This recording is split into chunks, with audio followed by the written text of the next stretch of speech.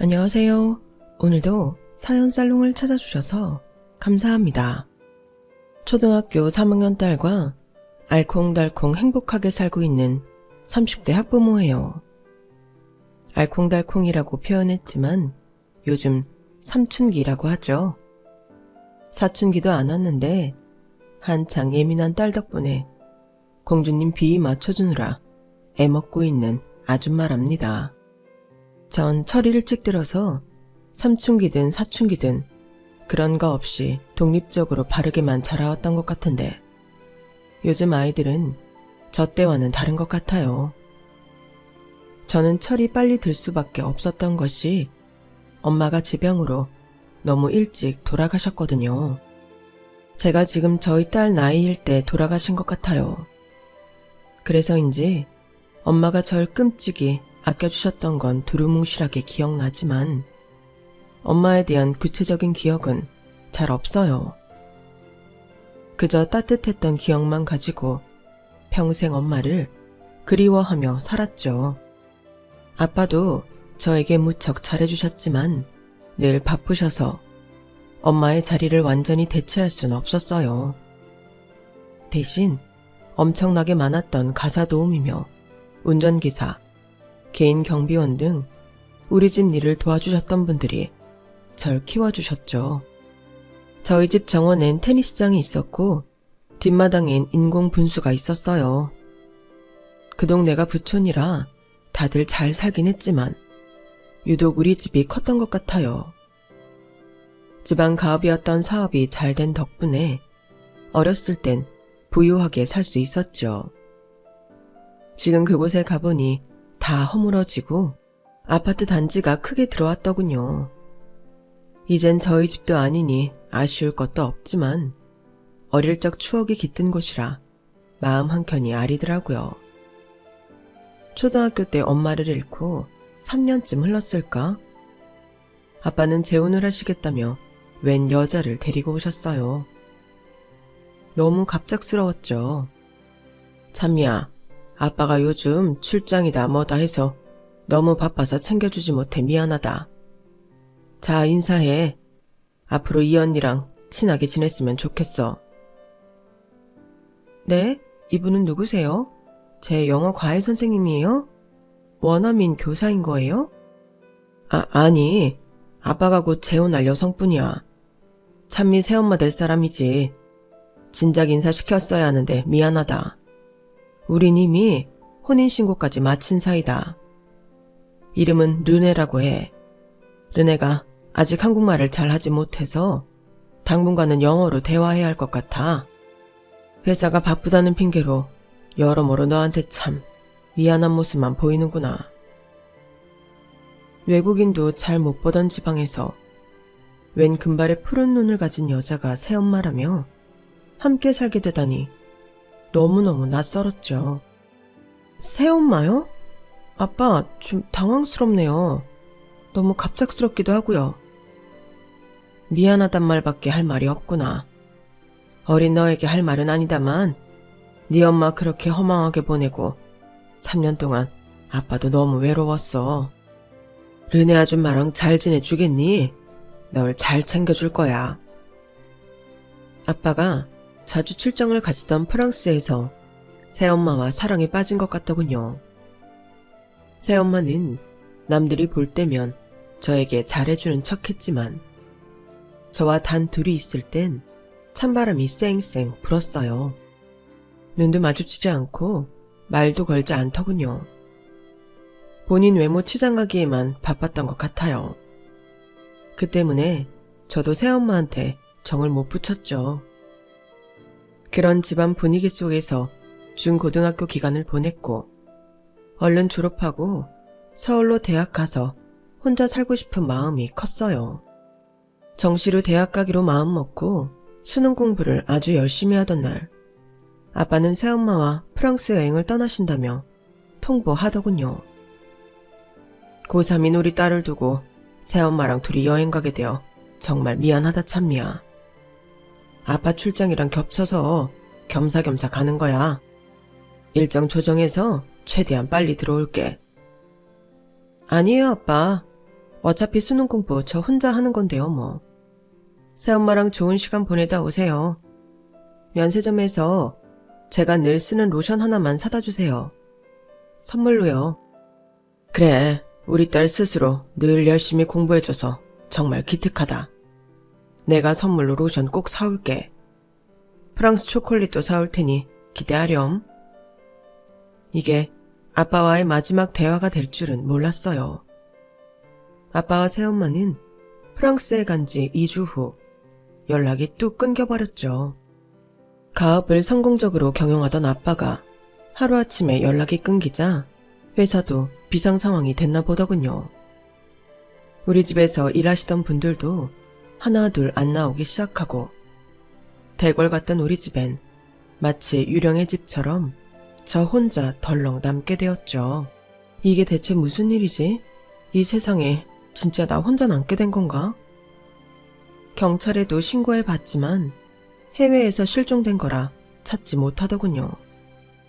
친척들도 거의 없었기에 전 저 혼자 수능 보고 서울로 대학을 가게 되면서 기존에 살던 집을 처분하려 했어요. 근데 그 집도 새엄마 명의로 되어 있어 제가 손댈 수 있는 부분이 없더군요. 그냥 제 집만 챙겨서 통장 하나 들고 서울로 향했죠. 다행히 아빠가 평소에 용돈을 두둑히 주셔서 제 명의의 통장에는 1억 원의 돈이 들어있었어요. 20살인 저에게 1억은 엄청나게 큰 돈이었죠. 일단 대학 등록금 할 돈과 생활비 조금을 남겨두고 8천만 원으로 18평짜리 집을 샀어요. 지금은 어림도 없겠지만 그때는 그 돈으로 소형 아파트를 살 수 있었답니다. 예전부터 아빠가 자기가 살 집은 소유하고 있어야 안정적인 생활을 할 수 있다고 하셨거든요. 그래서 월세로 살기보단 조금 좁은 집이라도 사서 평생 살자고 생각했죠. 그 집이 현재 시세로 5억이 넘으니 나름 성공적인 재테크한 거 맞죠? 아빠와 연락이 끊겼다는 슬픔도 컸지만 평생 처음으로 먹고 살 걱정을 해야 한다는 두려움이 더 컸어요. 알바를 2개 이상씩 꼬박꼬박 해가며 대학 졸업하고 바로 돈을 벌어야 한다는 마음으로 공무원 준비를 병행했죠. 남들 다 하는 미팅 소개팅 한 번 안 하고 돈 벌고 공부하고만 반복했던 저의 노력이 빛을 발했는지 전 졸업과 함께 서울시 구급 공무원에 합격했어요. 동네 주민센터에서 공무원 생활을 시작했는데 바로 옆자리분 성함이 저랑 비슷하더군요. 전 김찬미, 그분은 김찬수. 마치 남매를 만난 것 같이 친근한 마음이 들었죠. 그 남자도 제가 싫지 않았는지 제게 자꾸 본인 집안 어필을 하더라고요. 찬미씨, 올아빠가 행시 출신으로 고위 공무원 하고 계세요. 아빠가 뿌려놓은 돈이 많다며 퇴직하기 전에 얼른 결혼하라시네요. 와, 그 시절 행시를 패스하시다니 정말 똑똑하신가 봐요. 집안이 대단하시네요. 우리 누나는 또 한 달에 3천만 원씩 벌어요. 엄청나죠? 내 남동생은 건축 사업을 시작해서 한 번에 몇 억씩 수익이 있더라고요. 나 빼고 다들 부자예요. 우리 구급 공무원 월급이 좀 짜긴 하지만 우리도 죽을 때까지 연금 받잖아요. 힘내자고요. 김찬수, 그 남자는 저한테 계속 잽을 날렸어요. 한 10번째 플러팅에 제가 넘어갔던 것 같네요. 저도 연애를 한 번도 해본 적 없었기에 데이트를 어떻게 하는지도 몰랐고 궁금하기도 했거든요. 올아빠 퇴직할 시기가 얼마 안 남았어. 우리 빨리 결혼하자. 은퇴하기 전에 결혼해야 축의금 많이 받지. 올아빠가 뿌린 돈이 얼만데. 아직 사귄 지 2달밖에 안 됐는데 결혼? 나에 대해 가족들한테 말씀은 드린 거야? 내가 아빠랑 연락 끊어지고 혼자 살고 있다는 것도? 아니, 아직 말은 못했지만 오늘 집에 가서 말하지 뭐. 까짓거 나랑 같은 구급 공무원인데 반대야 하시겠어? 의기양양하던 남친은 그 다음날 우리의 결혼에 대해 제대로 확신을 못하더군요. 그게 말이야. 부모님께 말씀드려봤는데 갑자기 동동거리시네. 아빠가 고위공무직이라 나름 명예는 있으시지만 딱히 부자는 아니라 부잣집 딸내미를 원하시는데 참 난감하네. 뭐? 난 지금 4명이 18평짜리 아파트 그게 전 재산인데 비빌 언덕이 있는 것도 아니고 자기 부모님들이 원하는 며느리감이 전혀 아닌데 그럼 우리 결혼 못하는 거지 뭐. 아니야 참미야. 어떻게든 내가 잘 설득해볼게. 이름도 비슷한 우리가 옆자리에서 근무하게 된 것도 그렇고 난 우리가 하늘이 맺어준 운명이라고 생각해. 난 아빠와 연락 끊어지고 혼자 살게 되면서부터 철저히 현실적인 사람이 되었어. 내 앞가림은 오롯이 내가 해야 하거든. 서둘러 결혼할 사람이 필요하거든. 어른들이 좋아하는 부잣집 딸내미 맞나봐. 난 아닌 것 같아. 거기까지만 해. 헤어지잔 말은 하지 말아줘. 나한테 조금만 시간을 줘. 내가 다 알아서 할 테니 알았지? 오빠만 믿어. 오빠만 믿으라는 그 말인 즉슨 사고를 치겠다는 말이었나 봅니다. 우리 사이엔 예기치 않은 아기 천사가 찾아왔죠. 전 너무 당황했지만 남친에겐 미필적 고의가 있었는지 드디어 됐다를 외치며 결혼을 밀어붙이더군요. 남친 부모님은 임신한 저를 일단 만나보자고 하셨어요. 전 최대한 말끔한 정장을 입고 무척이나 긴장되는 마음으로 약속 장소로 향했죠. 남친의 말에 따르면 아빠가 고위 공무원이고 엄마는 클래식 좋아하시는 정숙한 분이라길래 조용하고 고상한 가족 분위기를 기대했어요. 하지만 남친 엄마의 첫마디에 제 기대는 산산조각 났죠. 처녀가 벌써부터 팔랑 까져가지고는 네가 공무원 망신 다 시키는구나. 사귄 지 얼마나 됐다고 임신을 해가지고 결혼을 바래. 낯짝도 참 두껍구나.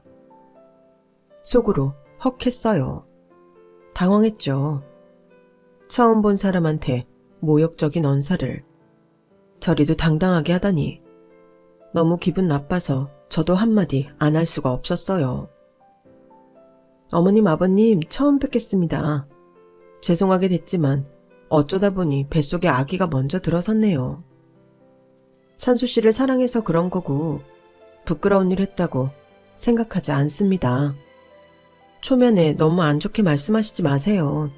스트레스 받으면 산모인 저에게도 안 좋을 것 같아서요. 허이고 큰 자랑이다. 야, 찬수야. 너 우리 집이 뼈대 있는 가문에 명예까지 갖춘 집안이니 돈만 있으면 완벽한 가문이 된다고 부잣집 딸내미 데리고 오라고 말했냐 안 했냐?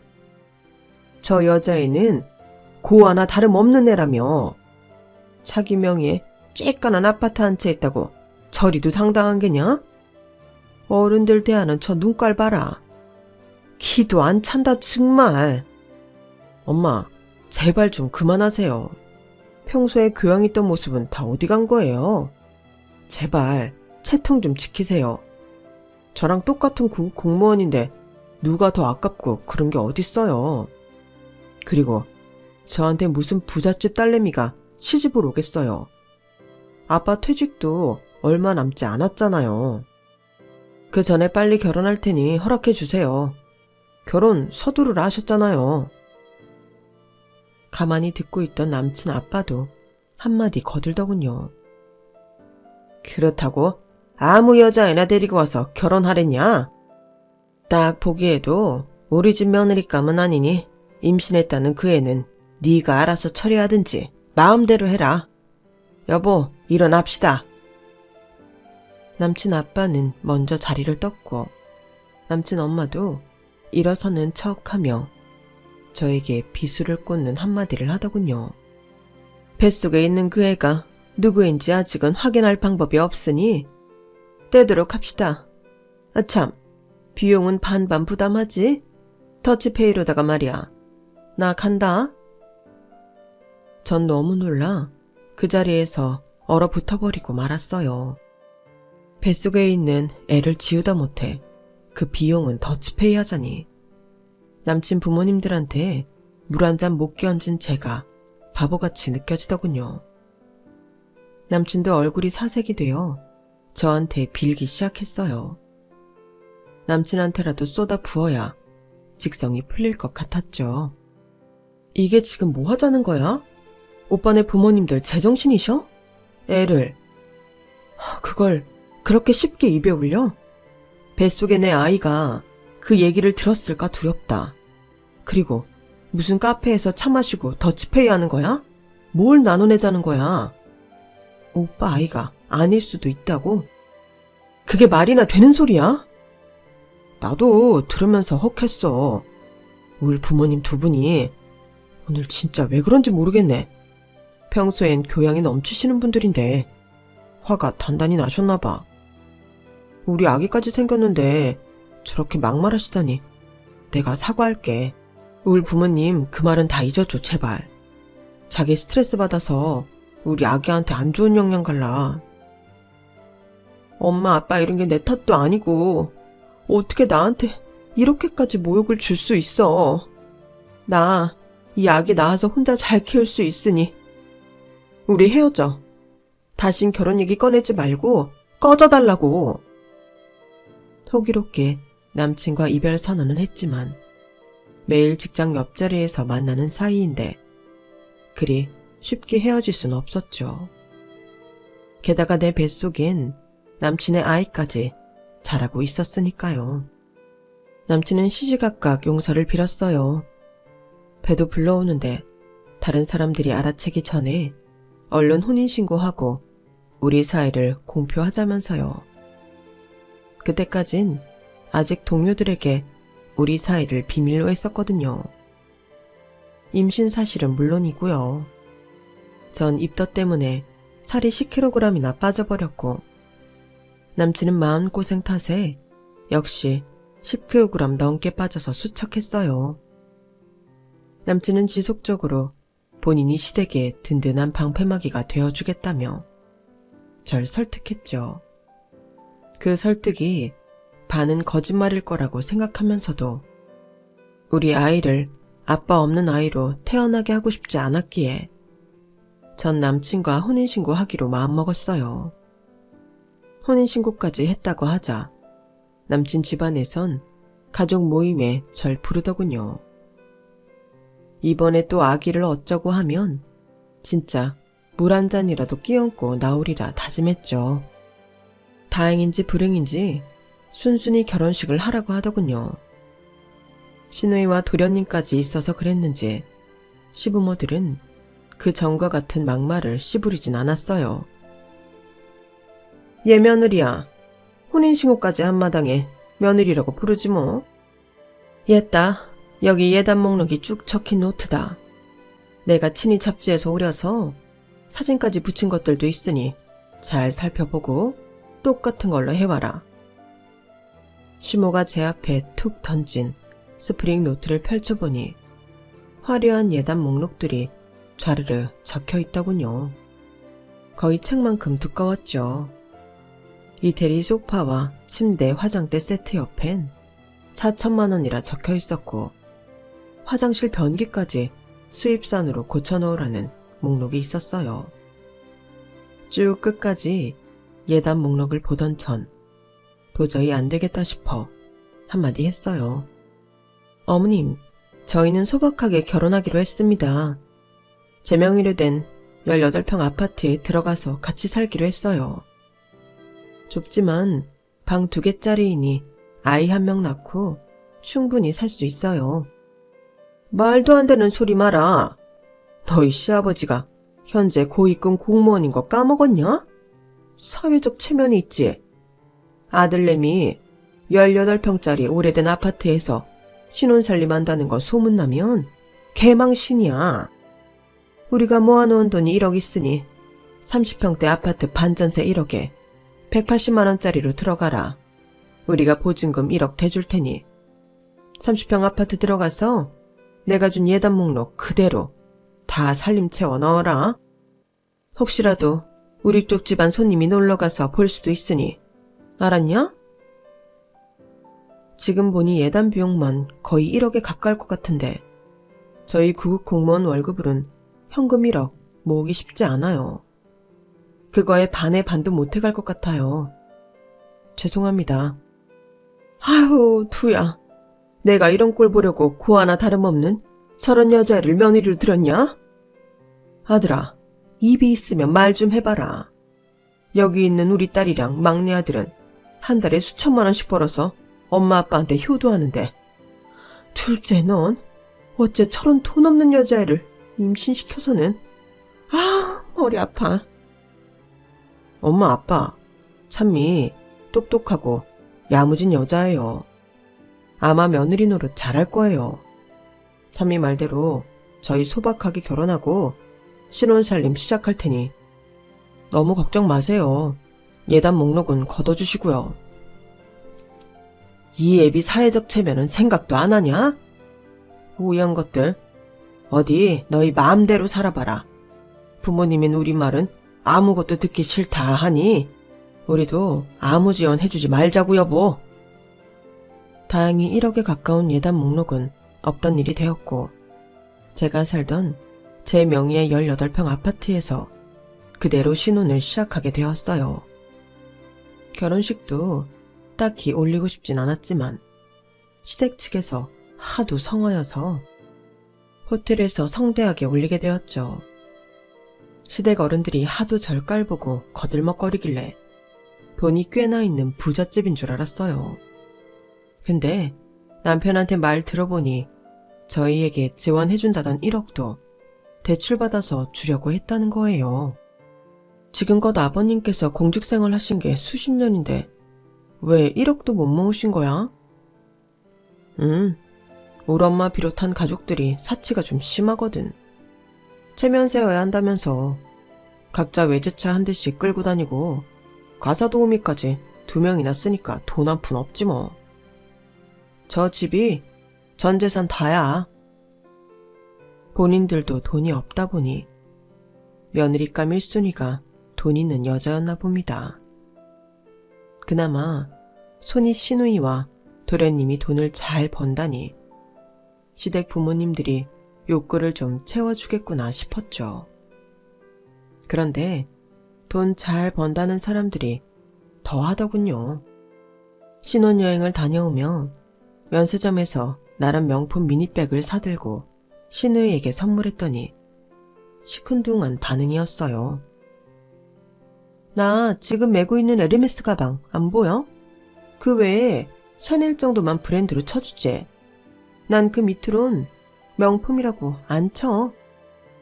이런 건 동네 아줌마들 하나씩 다 갖고 있는 거 아니야? 촌스럽기는. 아, 샤넬은 거의 700만 원이 넘어가서 못 샀어요. 이게 싫으시면 제가 맬게요.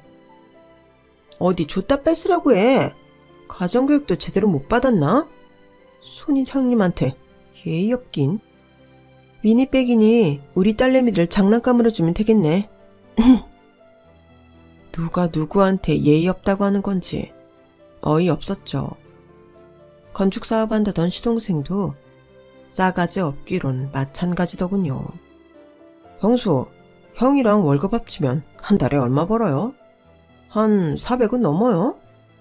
그렇게 코딱지만큼 벌어서 애 낳으면 어떻게 키우려고 그래요? 그니까 형은 좀 월급 센 여자를 만나지 그랬어. 같이 거지면 어떻게 살아? 둘이 아주 손 빨고 살아야겠네.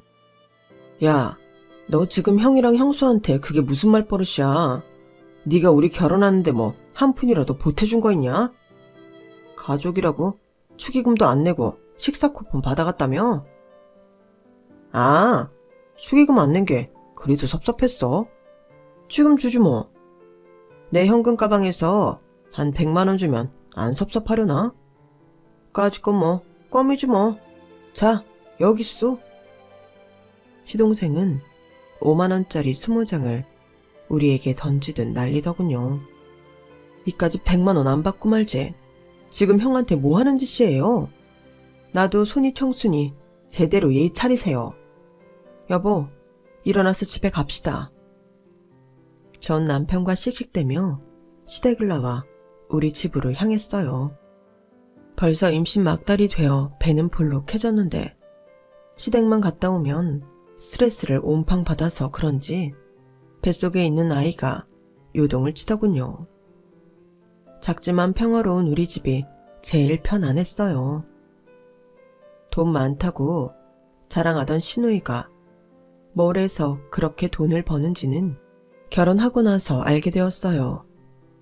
맨날 회원 관리며 등급 운운하며 회사에서 그렇게 상을 많이 받아온다고 자랑하더니 그 정체는 바로 다단계였죠. 저한테도 그 다단계 회사에서 판매하는 제품들을 못 팔아먹어서 안달이었어요. 저에게 불필요한 물건을 비싸게 파는 것 같아 안 산다고 했더니 어느 날은 큰 박스를 택배로 보내더군요. 시누이에게 온 택배이니 바로 열어봤죠. 그 속엔 이미 개봉되어 포장지가 다 뜯어진 물건들이 한가득 들어있었어요. 다 그 다단계 회사의 제품들이었죠. 형님, 이 택배는 다 뭐예요? 웬 제품들이 다 뜯어져서 온 거죠? 엄청나게 큰 상자에 많이도 보내셨네요. 그거 다 우리 회사 신상품들인데 한번 써보라고 보낸 거야. 근데 잘 포장된 새 것들 보냈는데 뜯어져 있다고? 그게 무슨 말이지? 이거 저 공짜로 주시는 것도 아니잖아요. 돈 받으실 거죠? 제가 분명히 불필요한 것들이라고 안 산다고 말했을 텐데요. 또 포장지 다 뜯어서 보낸 건 뭐죠? 당연히 유료지. 그럼 공짜로 내일은 받아먹으려고 했어? 그거 좋기 150만 원어치가 넘는 귀한 상품들이라고. 근데 포장지 뜯었으면 울키가 이미 쓰고 우리발 내미는 거 아니야? 어때? 써보니 좋지?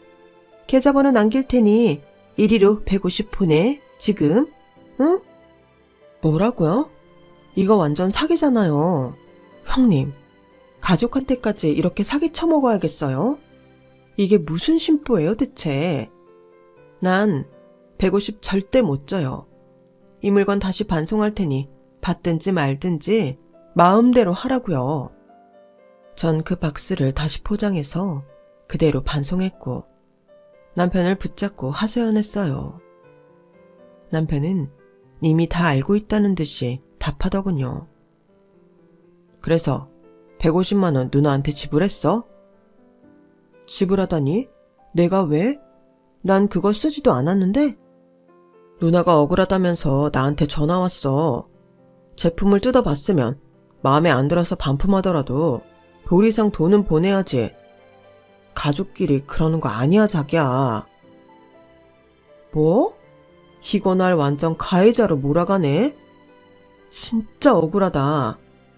내가 거짓말이라도 했다는 거야? 아니, 여보, 우리 출산일이 다가오는데 이런 일로 열내지 말자. 그냥 누나가 잘못했다고 칩시다. 다 잊어버리자고. 출산이고 뭐고 화가 머리 끝까지 났어요. 뭐 이런 사람들이 다 있나. 피는 안 섞였어도 가족이라 여기며 살고 있는데 도저히 시댁 식구들한텐 정이 가지 않았죠. 그 후 전 순산하여 3.2kg의 건강한 딸아이를 갖게 되었죠. 남편과 의논한 대로 우리 부부의 이름과 비슷하게 김찬솔이라고 장명했어요. 시누이는 이미 결혼을 하여 무려 4명의 아이를 두고 있었어요. 시누이의 남편은 시누가 다단계로 돈을 많이 벌어오자 아이의 전업주부 역할을 자처하는 백수였죠. 그나마 시누이가 다단계 수완이 좋았는지 수익이 많아 4명의 아이들에게 월 1,000만 원 가까운 사교육 비용을 쏟아부으며 살더군요. 저희 찬솔이가 겨우 4살 되던 해 시댁에서 다 같이 밥을 먹는데 시모는 우리 아이와 신우이의 아이들을 비교하며 찬소리를 깎아내리더군요. 우리 딸내미 애기들은 무려 3개국어를 한다는구나. 영어, 중국어, 한국어 말이야. 원어민 과외로 얼마나 교육을 잘 받았든지 완전 모국어처럼 하더라니까. 며느라, 니네는 애를 영어 알파벳이라도 좀 가르쳤냐? 돈이 없어서 어디 학원 하나라도 제대로 보낼 수 있겠냐? 어머님, 우리 찬솔이 아직 4살이에요. 어린이집 잘 다니고 있으니 나중에 때 되면 학원 한두 개 보내야죠 뭐. 아직은 외국어 가르칠 시기는 아니라고 생각해요. 외국어는 어릴수록 스펀지처럼 쫙쫙 흡수한다더라. 돈 없는 니네야 뭐 맞벌이 해봤자 생활비 대기도 빠듯하겠지. 아, 한심한 것들. 어머 어머님, 무슨 말씀을 그렇게 하세요. 요즘 공무원 되기도 얼마나 어려운데. 저희 보고 한심하다뇨. 아버님도 공무원으로 퇴직하셨잖아요. 네 아버지처럼 고위 공무원이랑 말단 공무원이랑 같냐? 비교할 걸 비교해야지. 잡소리 때려치고 얼른 밥이나 먹고 집에 가거라.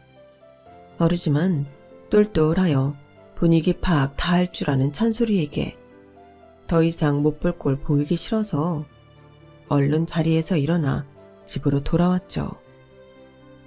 부자는 망해도 3대를 간다는 말이 있죠. 하지만 시누이가 다단계로 돈 버는 거나 시동생이 건축 사업을 시작한 거나 둘 다 탄탄한 사업은 아니었기에 경기가 안 좋아지자 양쪽 모두 삽시간에 무너지더군요. 우선 경기가 호황일 땐 회원 수도 많고 수천만 원씩 수익을 내던 다단계가 폭삭 망하고 말았어요. 애 넷에 백수 남편까지 먹여 살리던 시누이도 졸지에 거지가 되고 말았죠. 평생 수천씩 벌 줄 알고 펑펑 써대던 생활비 때문에 저축도 거의 하지 못했더라고요. 남은 건 월세로 호화롭게 생활하던 보증금 2억, 집뿐이었죠. 시누이의 삶이 겉으로 보기엔 참 럭셔리했지만 현미경을 들고 안을 자세히 들여다보니 주위 사람들에게 빚을 엄청 지고 살았더군요. 그 빚을 감당 못한 시누이는 결국 야반도주하고 말았어요. 백수였던 시누이 남편은 자기 와이프 찾겠다며 4명의 자식은 뒷전으로 하고 같이 집을 나가버렸죠. 시모와 시부는 딸 걱정도 걱정이었지만 일단 눈앞에서 깽깽 울고 있던 4명의 손주들을 거둬야 한다는 부담감이 큰 것 같더군요. 양육의 부담을 저에게 일부 전가하더라고요. 내가 도저히 4명이나 되는 손주들을 못 보겠다. 어떡하니? 며느리 네가 좀 도와주지 않으련? 어머 어머님, 저희 부부도 찬소리 보느라 정신이 없어서는 없는 형편에 등하원 도우미까지 쓰고 있어요. 맞벌이인 저희한테 형님 아이들을 맡기시면 안 되죠. 아, 가족끼리 1억이냐 정말? 졸지에 지부모랑 연락 끊긴 시조카들이 불쌍하지도 않더냐? 어떻게 단칼에 거절할 수 있냐? 너 정말 인간이 그러는 게 아니다. 나중에 천벌받아. 어머님께서 한 번이라도 저희 찬솔이 칭찬해 주시고 저희 부부한테 좋은 말씀 해주신 적 있으세요? 형님이 맨날 돈 잘 번다고 자랑하시면서 우리한테 돈 한 푼 보태준 적 있냐고요? 왜 아쉬울 때만 가족 운운하세요? 어머님 아버님 지금 하시는 일 없고 연금으로 편히 사시잖아요. 아이들 넷 보는 거 금방 적응하실 거예요.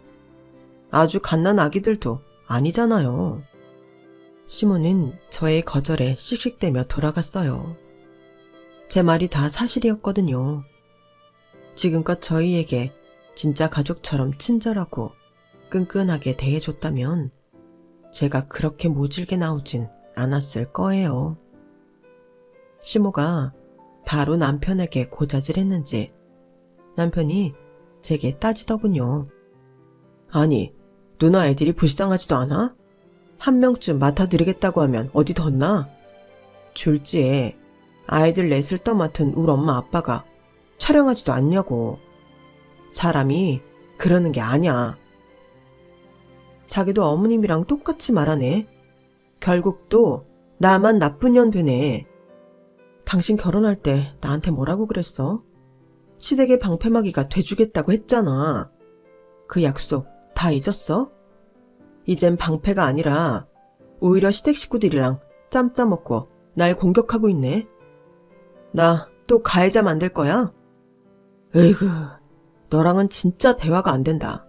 툭 하면 피해자 행세하고.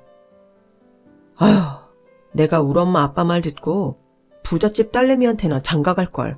후회된다, 후회돼. 뭐? 지금 말 다 했어? 그럼 지금이라도 이혼하고 당장 부잣집 딸내미 잡아서 재혼해. 본인이 그럴 능력이나 외모가 되는 줄 알아? 어디서 왕자님 행세야. 남편과는 시댁 이야기만 나오면 늘 으르렁대며 싸웠어요. 진짜 방패막이가 되어주고 착하기만 할 것 같았던 남편은 결혼 후 점차 본색을 드러냈죠. 역시 팔은 안으로 굽더군요. 그 해에 시댁 식구들한테 마가 꼈는지 안 좋은 일은 연달아 일어났어요. 경기가 침체되자 시동생네 회사는 먼저 건물을 다 지어주고 대금을 못 받는 일이 두세 개 터지고 말았죠. 작은 스타트업 회사였기에 부실 채권이 연달아 뻥뻥 터지자 회사가 망한 것은 물론이며 시동생 개인에게도 채무가 생기고 말았어요. 돈 잘 번다고 공무원 커플인 우리를 무시하던 게 엊그제 같았는데 시동생 본인이 빚더미에 앉게 된 거죠. 시모와 시부는 막내 아들 사업을 살려보겠다며 여기저기서 돈을 꾸러 다녔어요. 물론 저에게도 돈 부탁을 하더군요. 아주 파렴치하게 말이죠. 며느라, 너 그 시동생 사업이 어려워져서 개인 빚만 7억 원이 생겼다. 다 파산하게 생겼으니 가족이 십시일반 모아서 도와줘야 하지 않겠니? 달리 가족이니 어려울 때 도와줘야지. 안 그래? 도련님 사업이 망했는데 저보고 뭘 어떻게 도우라는 거죠? 저희 돈 없는 거 뻔히 아시잖아요. 돈이 왜 없어? 네 명의로 된 아파트 있잖니. 그거 부동산 한창 오를 때 6억까지 올랐었잖아. 이젠 좀 떨어져서 한 5억 되겠네. 그거 팔아서 일단 급한 불부터 끄자. 어머님, 이건 연락 끊긴 저희 아빠가 남겨주신 유산과도 같은 집이에요. 저한테 이 재산이 전부인데 이걸 팔으라고요? 절대 안 돼요. 옛날에 고작 8천만 원 주고 산 집이라면서. 그럼 원래 금액인 8천만 원은 너 갖고 전세금 빼고 한 2, 3억은 떨어지겠네. 안 그래? 본전치기 했다 생각하고 나머지 금액은 시동생 빚 갚는데 보태라. 저한테 8천만 원만 갖고 떨어지라고요? 대가 왜요? 이 집은 결혼하기 전 미스일 때 4명의로 산 집이라고요. 절대 못 팔아요. 저랑 찬솔이랑 남편은 당장 어디로 가라는 말씀이세요? 우리 집 놔두고 전 한 발자국도 못 나가요. 아주 욕심이 더덕더덕 붙어가지고는 너 같은 욕심쟁이가 우리 집에 들어와서 기를 다 빨아먹더니 평화롭던 우리 집안이 이렇게 박살나는구나. 다 네 탓이다. 우리 아들, 딸들이 이렇게 된 것도 다 네 탓이라고. 그게 왜 제 탓이에요? 말은 바로 하셔야죠. 돈 잘 벌 때 차곡차곡 저축 안 하고 다들 외제차 굴리고 몇백만 원짜리 70평대 월세집 살고 사교육비에만 수천만 원씩 드리고 그동안 잘 쓰고들 사셨잖아요. 그러는 동안 전 커피 한 잔 값도 아껴가면서 생활하고 있었다고요. 알뜰하게 사는 며느리 칭찬은 못 해줄 망정 이렇게 저주를 퍼부어요? 너 계속 이렇게 비협조적으로 나올 거면 우리 아들이랑 당장 이혼해라. 우리 아들 부잣집으로 재혼 보내버릴 테니까. 너까지 거 우리 집에 있어봐야 아무 소용없어. 썩 꺼지라고. 그거 듣던 중 반가운 말이네요. 몇 주 전에 한 사실인데 제가 실은 아주 부자더라고요. 돌아가신 아빠로부터 받은 300억짜리 건물에서 월세 억씩 받으며 살게 됐어요. 당신 아들이랑 당장 이혼하고 이 빈대 같은 집안이랑은 연 끊고 내 딸만 데리고 호화롭게 살 테니 걱정 마시라고요. 뭐? 그게 무슨 말이냐? 며느라, 찬찬히 자세히 말해봐. 갑자기 300억짜리 건물이 어디서 생겨? 너 지금 시애미한테 뻥치는 거 아니지? 그게 사실이었어요. 몇 주 전 우연히 알게 된 사실이었죠. 그날도 어김없이 하루 일정을 마무리하고 퇴근하려는데 모르는 번호로 전화가 울리더군요. 여보세요? 김찬미 씨 전화번호 맞죠? 나 예전에 같은 동네 옆집 살던 미진이 엄마인데 혹시 기억하니? 저랑 어렸을 적 단짝 친구였던 미진이 엄마의 전화였죠. 저희 동네가 지방에서 나름 부촌이었기에 미진이네도 꽤 잘 살았던 걸로 기억나더군요. 미진이 엄마는 저희 엄마와도 참 가깝게 지냈었죠. 어머 아주머니 안녕하세요. 제 전화번호는 어찌하시고. 진짜 오랜만이네요. 어떻게 지내세요? 미진이도 잘 있죠? 응 그럼 미진이 결혼해서 잘 살고 있지. 찬미야, 아줌마가 하는 얘기 잘 들어. 너희 아빠가 얼마 전에 돌아가셨어. 여기 프랑스 요양원에서 말이야. 정말요? 아빠가 돌아가셨다고요? 아주머니께서 그걸 어떻게 하셨어요? 남편이랑 프랑스 여행 중에 네 새엄마 알지? 그 여자를 우연히 만났어. 그동안 왜 연락이 끊겼냐? 찬미 아빠는 어떻게 된 거냐? 하고 추궁했더니 순순히 말하더구나. 네 아빠랑 10수년 전에 여행 갔다가 같이 사고를 당했대. 교통사고였는데 네 아빠가 뇌를 크게 다쳐서 기억도 다 잃어버리고 지능도 완전히 어린아이가 돼버린 거지. 그 여자는 멀쩡했는데 만신창이가 된 네 아빠를 책임지기 싫어서 이혼 신청해버리고 요양원에 맡겨놨다지 뭐냐. 뭐라고요? 그럴 줄 알았어요. 우리 아빠가 날 그렇게 버릴 사람이 아닌데 갑자기 연락이 끊겨서 얼마나 당황했다고요. 그래, 네 아빠가 외동딸인 널 얼마나 끔찍이 사랑하셨는지 내가 알지. 그 새엄마란 여자가 말하길 이혼하면서 프랑스에 있던 네 아빠 재산은 자기가 가졌대. 하지만 한국에 있던 재산은 손 안 댔다면서 자기 나쁜 사람 아니라고 손살에 치고 도망가듯 사라지더구나. 네 아빠를 방치해둔 그 요양원 주소만 알려주고 말이야. 아빠는 대체 언제 돌아가신 거예요? 공교롭게도 아줌마가 그 프랑스 요양원에 도착했을 때 상태가 위중했어. 요양원에서도 돈을 안 내고 있던 거의 노숙자나 다름없었으니 제대로 보호를 못 받았겠지. 아무런 유언 없이 돌아가셨어. 하긴 정신상태가 어린아이니 유언의 개념도 몰랐겠지. 그래도 마음속으론 외동딸인 널 그리워하셨을 거야. 아줌마, 어떡해요? 우리 아빠 불쌍해서. 그러게 프랑스는 왜 가가지고 타국에서 외롭게 죽음을 맞이하다니. 아줌마가 너희 엄마랑도 베스트 프렌드였잖니. 네 아빠 돌아가실 때도 곁에 있었고. 그래서 전문가까지 대동해서 한국에 네 아빠 재산을 모두 정리했어. 사망 신고까지 다 해드렸고 말이야. 당연히 상속자는 너뿐이니 네가 나서서 절차를 마무리 지어줘야겠다. 이번 주 주말에 나랑 만나자. 상속 재산이 워낙 많아서 상속세 관련해서도 엄청 복잡할 것 같아. 물론 아줌마가 전문가 고용해서 다 처리해 줄 테니 걱정 말고. 저한테 이렇게까지 잘해주시니 정말 감사할 따름이네요. 나중에 다 정리되면 꼭 비용 정산해서 드릴게요. 수고 많으셨어요. 참야, 아줌마 이미 돈 많아. 돈 바라고 이런 일 하는 거 아니야.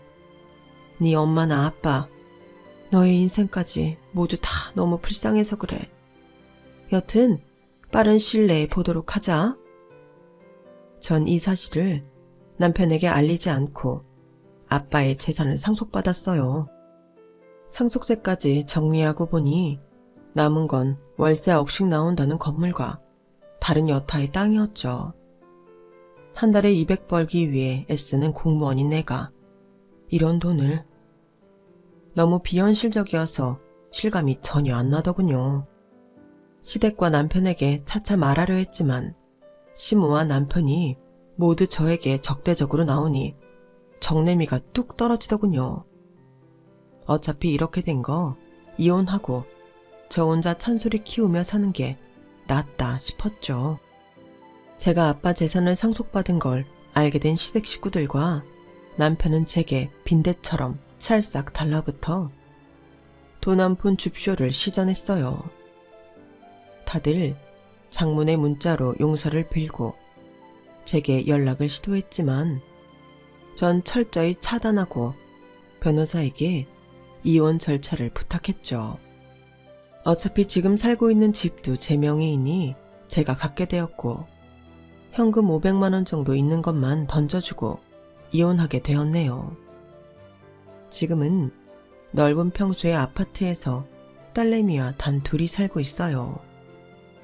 쥐꼬리만한 월급 주던 직장은 때려치고 온전히 아이에게만 집중할 수 있게 되어 행복하더군요.